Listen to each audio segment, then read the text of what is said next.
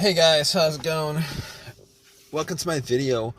Alright guys, just want to give you guys a quick fix on an issue that I had the other day.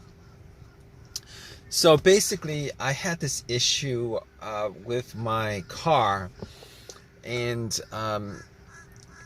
this came out of nowhere actually. The car was like driving fine for most of the day, and went to a McDonald's to get something to eat. Came out about 30 minutes later, got into my car and tried to start it, and it was not starting at all. There was no crank, there was no it was, but everything else worked inside the car. I mean, I was able to the alarm worked, well, the remote worked, the all the lights on the dash worked,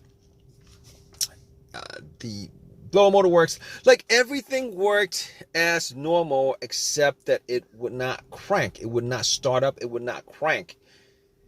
So that was a bit of a an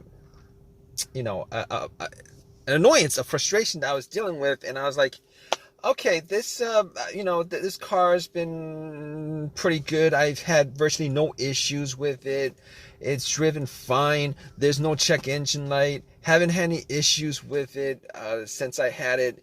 And all of a sudden, this came up where, out of nowhere, out of the blue, it just would not start up. So I was a bit annoyed by it, but I had to solve the issue. So what I did was I turned on my headlights and went out just to see how bright the headlights were, because I wanted to gauge how much charge was in the battery. Maybe the battery had maybe I need to change the battery or something, but the headlights were like super bright. So at that point I was like, maybe it's not the battery, because I mean, for headlights to be that bright, there should be enough charge in the battery for me to do a slow crank. I should be hearing like some kind of crank, some kind of slow crank, but did not get any of that. So that had me scratching my head. I went back into my car, and pretty much what I did was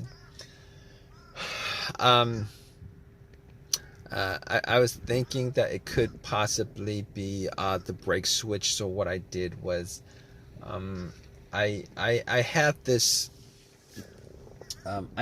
little, it's called a brake lock, where it locks the brake, but it's like for security reason. But I used that to push the brakes, and then went out to see whether the brake lights were working, and the brake lights were working just fine.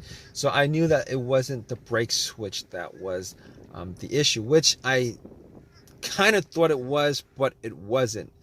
So after that, what I did was, I checked the battery, just to make sure, whether, the terminals were good, clean, etc. Now, what I did notice was that the terminals were a little bit corroded. There was some white bluish stuff on there. So I had my Coke that I got from McDonald's, poured the Coke on the terminals, and had some napkins to clean it up. Now, the terminals were not super tight. They were tight enough that I don't think that was the issue with it.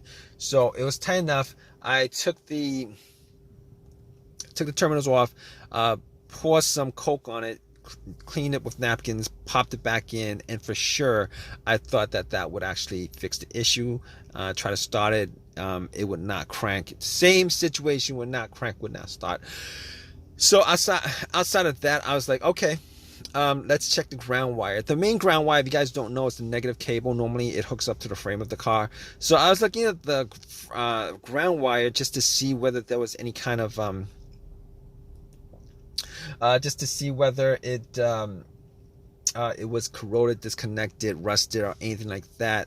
There was a little bit of rust, but nothing that I thought would affect the electricity going to the battery to the car. So I was able to rule out that. So at that point I was like, let me rule out the battery completely, because wasn't 100% sure whether it was the batteries that was the problem. So I had somebody help me out with a jump. Had the cables on there for a good couple minutes, maybe like a minute, and then try to crank it. Normally, it should crank at least a little, with it hooked up, and it did not crank at all. So because it didn't crank at all, I knew 100% that it was in the battery. At that point, I ruled out the battery, the ground wire, and I also ruled out the alternator being the issue. Because normally, if the alternator wasn't charging the battery and the battery is completely dead, the test for the alternator is if you put wires to the terminals, it should jump the alternator and then have and then it should at least crank up. And once you take the cables off, the car would die. So at that point, I could rule out the alternator. I could rule out all those things at that point. So basically, what I did was I got back to my car and I'm like, I was still hoping that there was a really simple fix to the problem.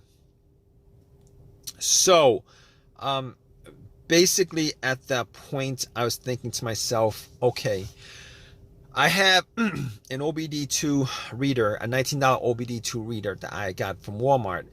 And seeing as how there's no check engine lights on the dash, I thought to myself, I mean, there's a chance that it could possibly be something, but that might bring a code up that's pending, that's not in the system.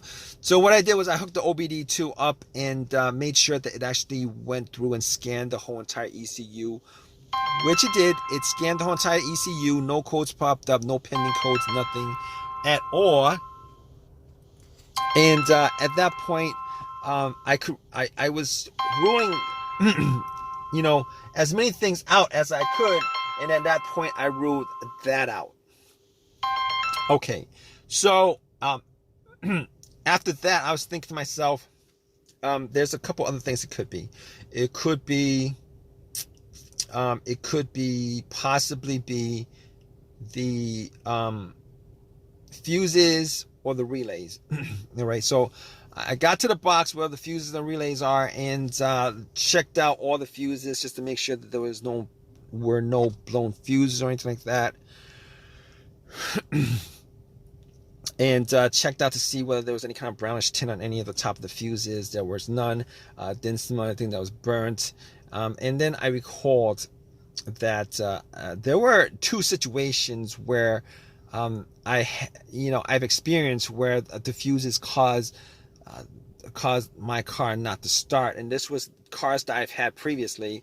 One of those situations was, the car that I had, there was no power at all to the car, nothing was on, etc., etc. And in that situation, it turned out to be the main fuse that was blown. It was the main fuse that was blown. But once I swapped that out, it actually fixed everything.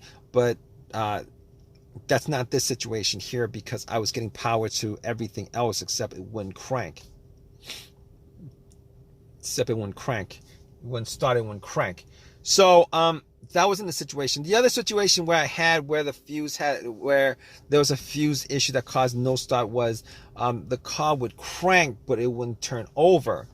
It would crank, but it wouldn't turn over, and that fuse turned out to be either the CPU, the fuse to the CPU, or the fuse to the fuel pump.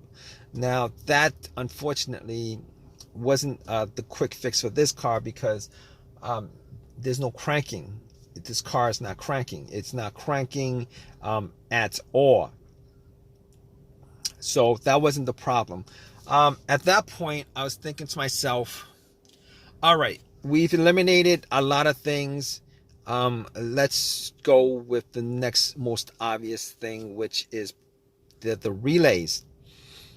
And I actually thought it may have been a relay that would be causing the issue. So basically what I did was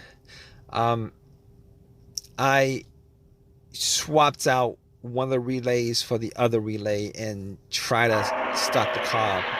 And unfortunately, it wasn't an easy fix because it didn't start up. It was the same situation. It would not crank, would not start. And at that point, I knew that it wasn't the relay that was the cause of this issue. So basically, at that point, I thought to myself, okay, it was probably a couple of things. Could be the key fob or the starter. Now, I didn't think it was the starter because had the starter changed up about a year and a half ago. Kind of pretty much had the same, all the same symptoms that I had with this situation, but seeing as how the starter was a year and a half ago that was changed out, and probably put in maybe like 15,000 miles on the car.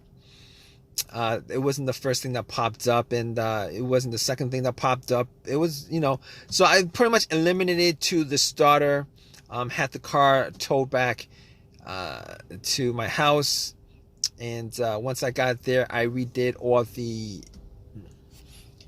I pretty much redid all the went through everything, the fuses, the relays again, double checked the battery, charged it up overnight, etc., etc. None of that was the issue. So at that point, I thought it was, it was probably the starter. So I got to the starter and did a direct jolt to it, where I actually put the positive of the battery, got another wire, put a positive of the battery to the, and try to jump the starter, and the starter was completely dead, would not jump. At that point, I knew like 99% was the starter. Took it out, went to AutoZone, had them tested it, and it was definitely the starter that was the problem. And because the starter was warranted had a lifetime warranty on it, got another free starter, popped it in, and it worked. And it's been working ever since. So if you guys are stuck in this situation where you guys are looking for a fix for it, there's a good chance that probably one of the things that I went through in this video could possibly fix your situation. Hopefully it's not the starter where you're stranded until you get the starter changed up. Anyway, if this has helped you guys out anyway, please leave give me a positive feedback. Please subscribe. Please comment if you guys have any comment on this video. All right, guys, take care.